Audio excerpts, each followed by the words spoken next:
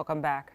Out of the pain that George Floyd's killing brought into our community, a powerful movement was born, rooted in the voices of a grieving public determined to demand change. And tonight we want to take a look at how that movement has not only endured, but is evolving, transforming outrage into action and sorrow into strength. Here's Jessica Hart.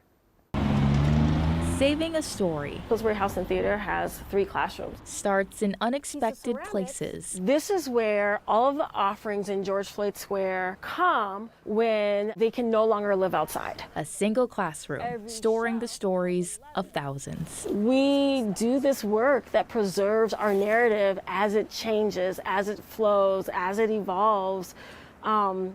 We're here to keep and tell our own stories. Janelle Austin is the executive director of Rise and Remember. This one has never lived outside. A nonprofit working to preserve the tributes to George Floyd. Everything here is an extension of the memorial. It's an extension of the protests. It's an extension of the voices of the people. As the number of offerings grew at 38th and Chicago, Janelle knew they had to be saved. Us striving to keep everybody's story, keep everybody's voice, keep everybody's narrative is unprecedented. Offerings in need of care. We've had 3 pianos in George Floyd Square.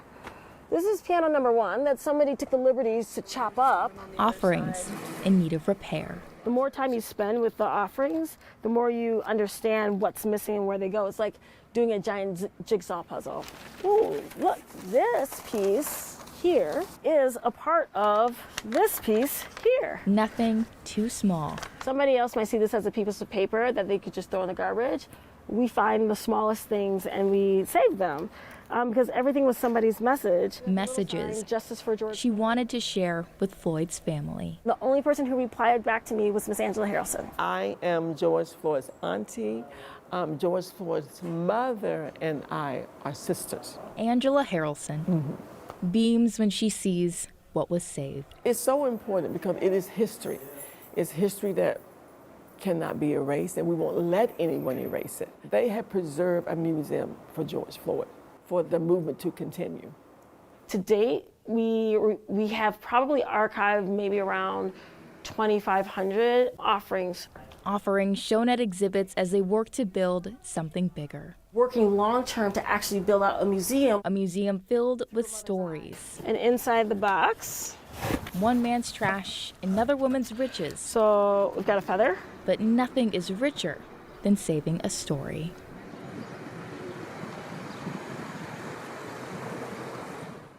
That is a cumbersome job, but thankful that she's doing it, and someday maybe it has a more permanent home for the world to see. We want to thank you for joining us tonight, for taking the time to look back and look forward as we mark this difficult anniversary. We want to leave you tonight the same way we started, by honoring and remembering George Perry Floyd and the movement that the murder sparked.